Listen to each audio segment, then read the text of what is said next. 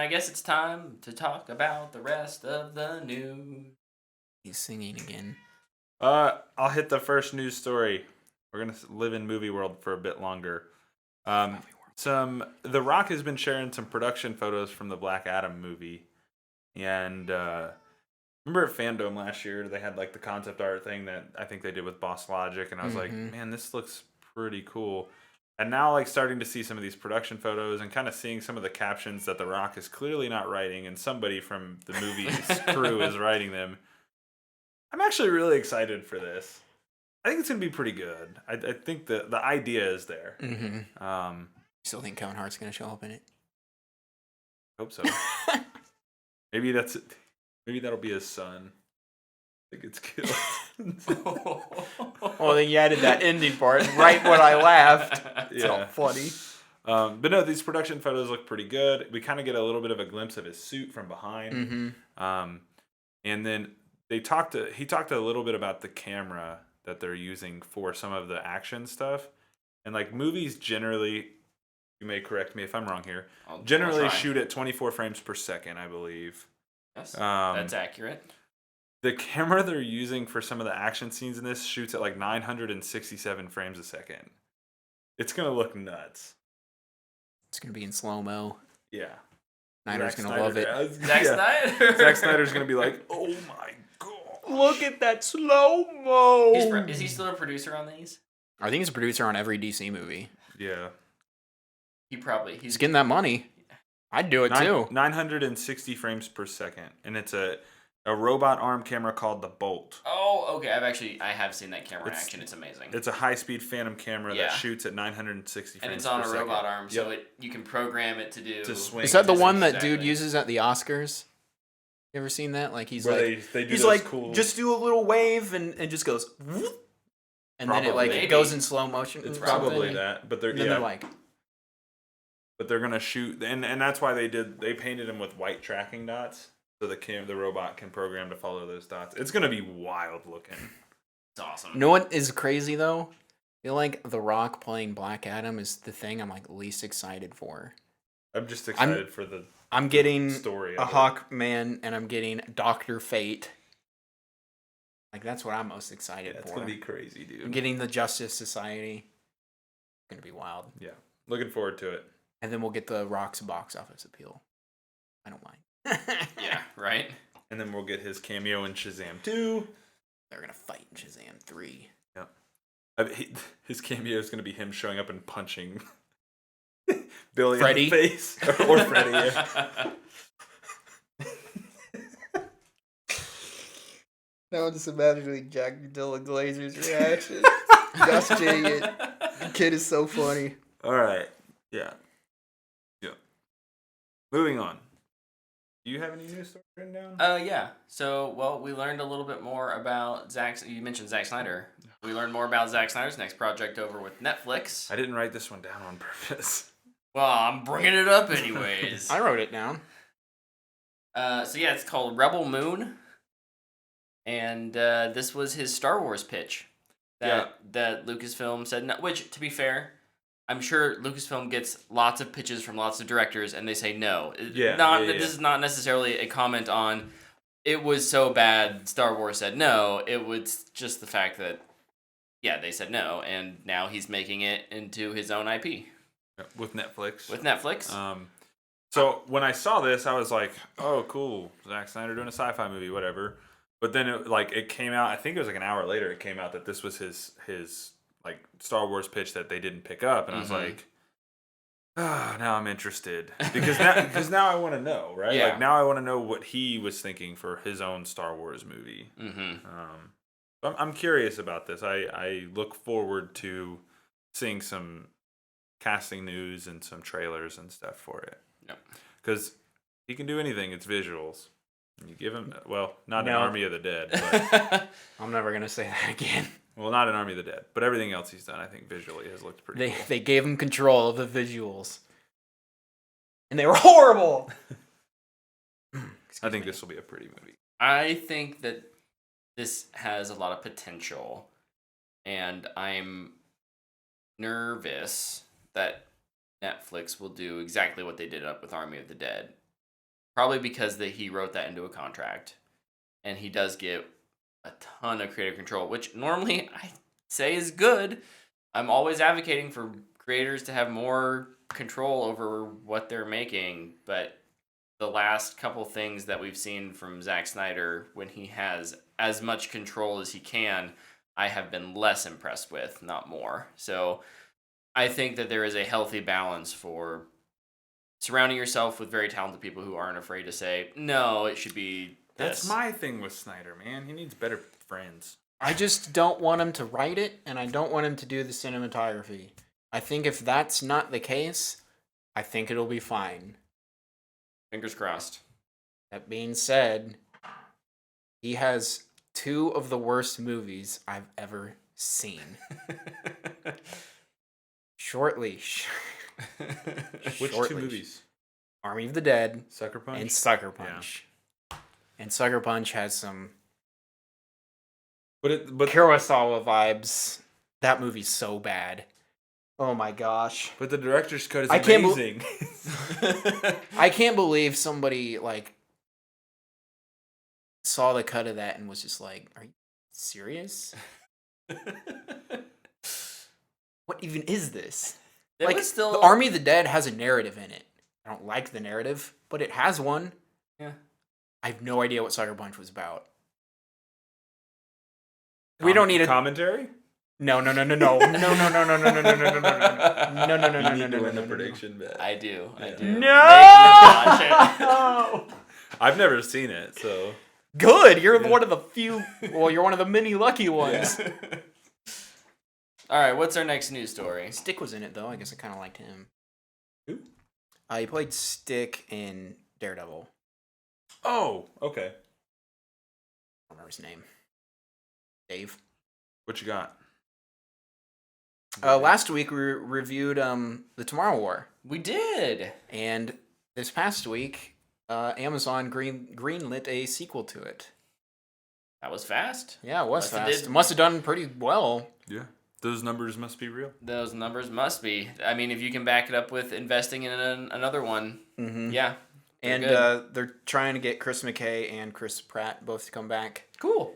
I'll watch it. Me too. I really liked that movie a lot. Yep.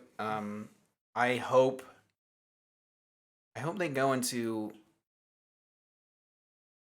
the thing that I won't mention that I almost just spoiled. In case you haven't seen it yet.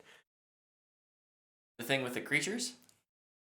The thing with where the creatures came from. The origin of the creatures. Yes. I hope they in the future. I hope they explore that a little bit. Yes. Do it. I'm in. I think that makes it a very logical next step. So I'm in. I would be surprised if they don't. Yeah. Yeah, we kind of talked about being like that's the real sequel bait they put in it. Yeah.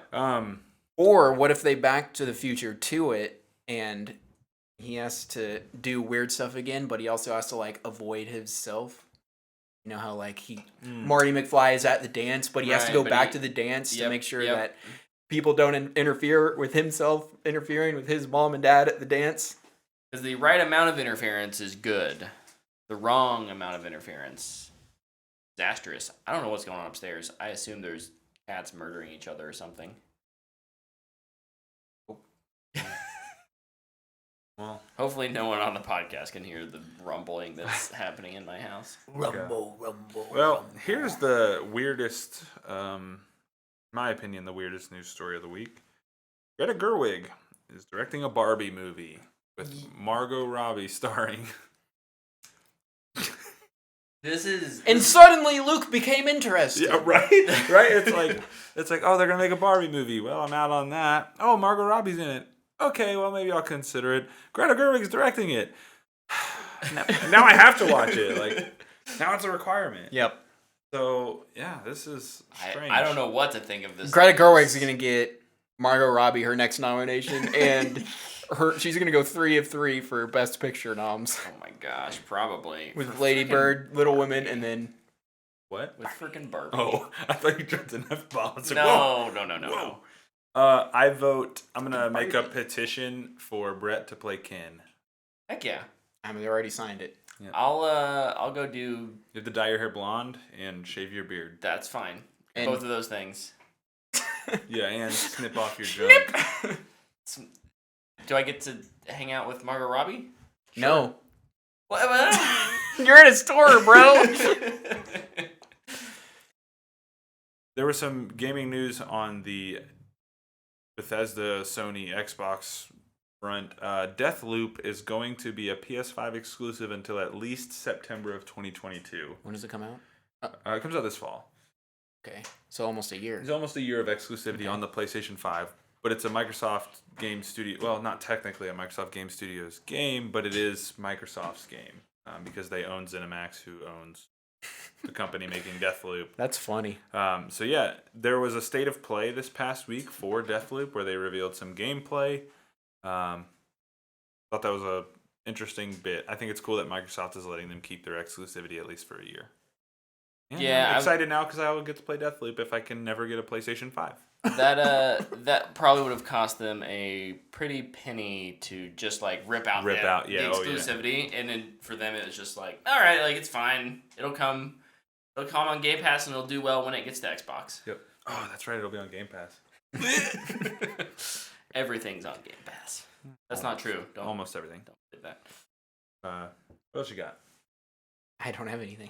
Well, bring in the big guns. Well, okay. First off, we did get confirmation this last week that Assassin's Creed I forgot about this. is transitioning to a fully games as service franchise. You want to quit, Tyler? Tyler, how does this make you feel? Sorry, carry on. It's weird because, well, This stresses me out The- because I 'cause- was like, man, they finally got it right. Valhalla is awesome, and then they're like, we're gonna change everything.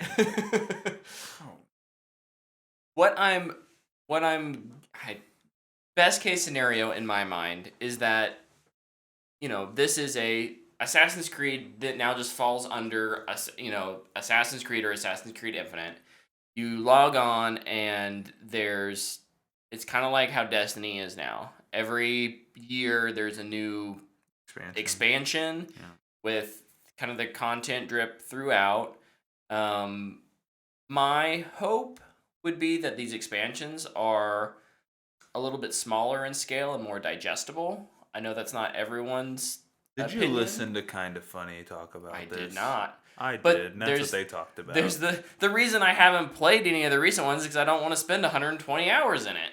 Agreed.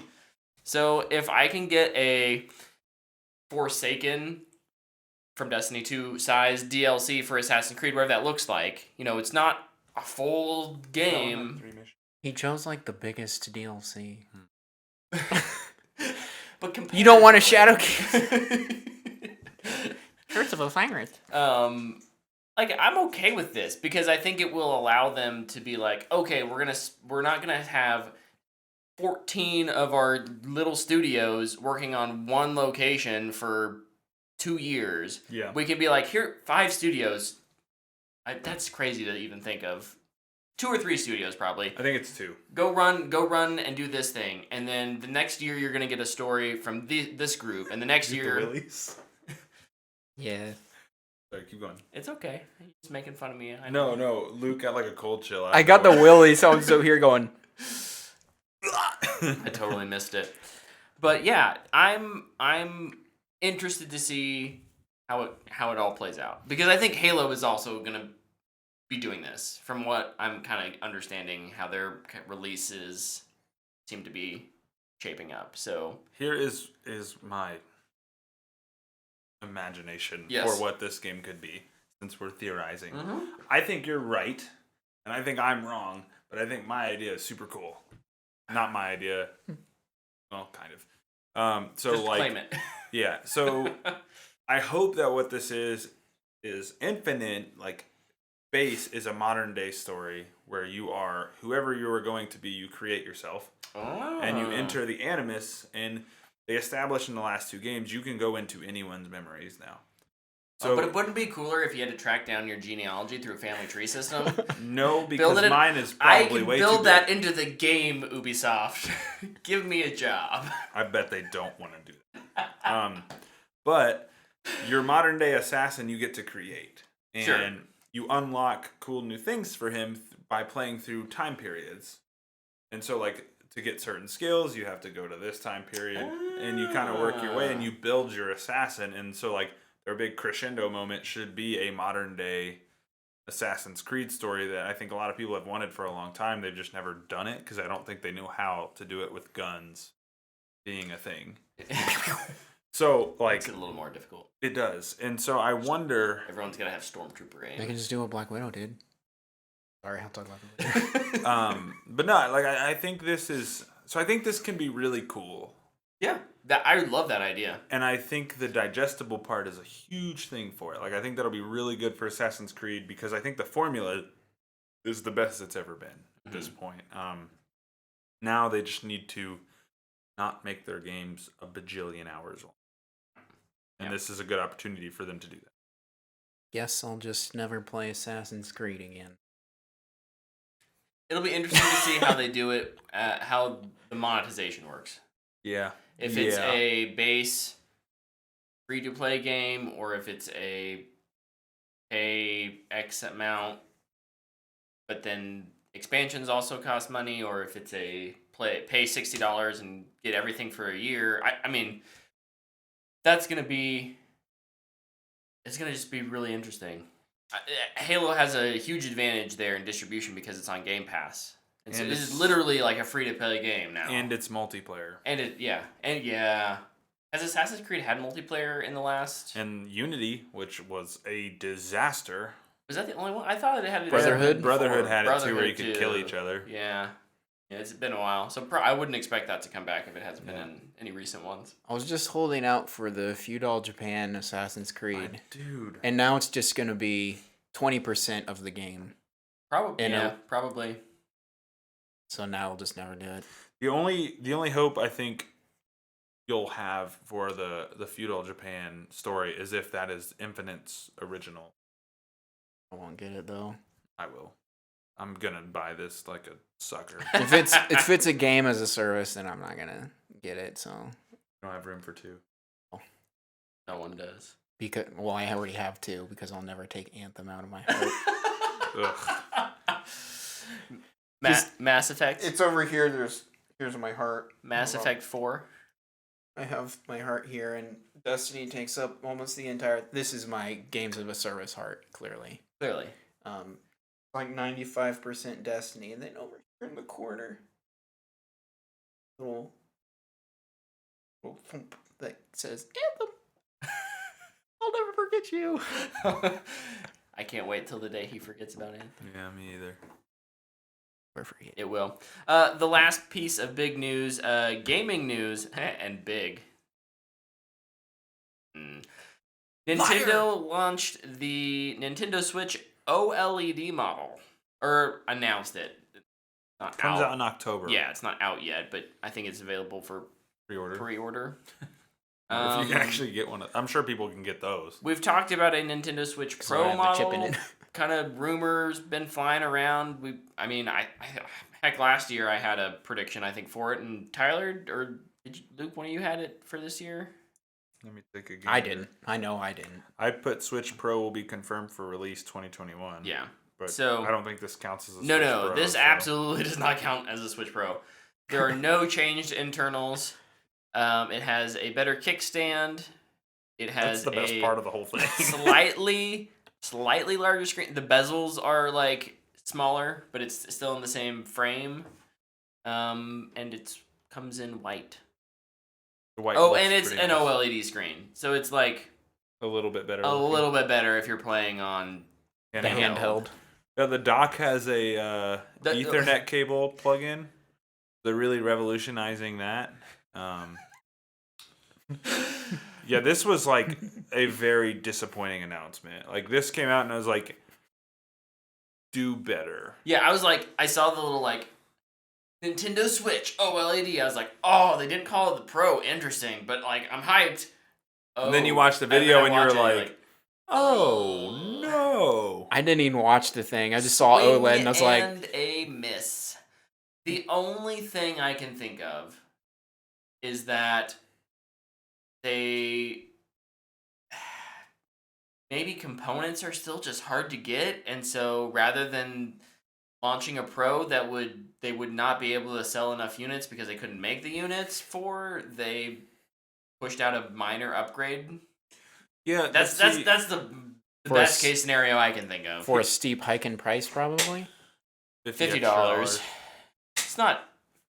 Excuse me, my chair is crack-a-lacking. So here's the thing that really just bothered me the most. I can live without a chip upgrade. I can live with a new kickstand. But why on earth would you not fix Joy-Cons? Joy-Cons suck.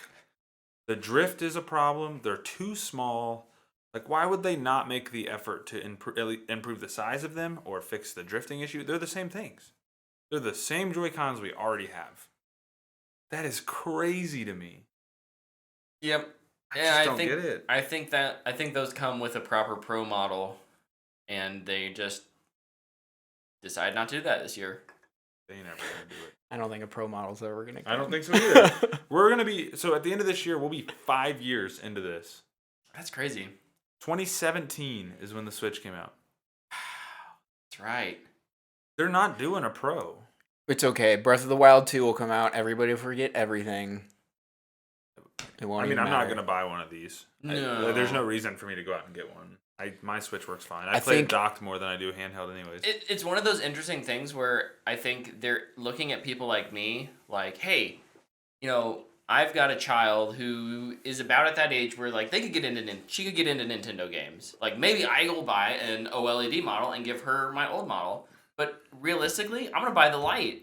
I'm gonna buy the Switch Lite and give her that, and I'll just keep using the one that I got. And give it a Nerf case. Yeah, exactly. Yeah. My child is very good with electronics. She has learned that you do not treat them with disrespect. Don't drop them or throw them. No, just wait a year. And so I'm not that worried about it. But yeah, a weird thing. Nintendo's strategy has always been a little different, and I guess they're just keeping up with the tradition. Nintendo's strategy has always been disappointment. No. It's always just been forge their own path. It's always been disappointment, but really good games. They're just never like consumers always will just buy it because it's Nintendo. Yeah. Like they're so well proofed in that. And so it just sucks to not they're never gonna push. Yeah. Well, and this was following this, in my mind, a disappointing announcement following a disappointing. We're not even gonna talk about Metroid Prime 4. Or it's 4, right? Yeah. Mm-hmm. And we're gonna give you a 2D Metro, which not Metro, Metroid, which is like I'm still semi interested in, but like I want Prime. You're telling me, man. All right. Well,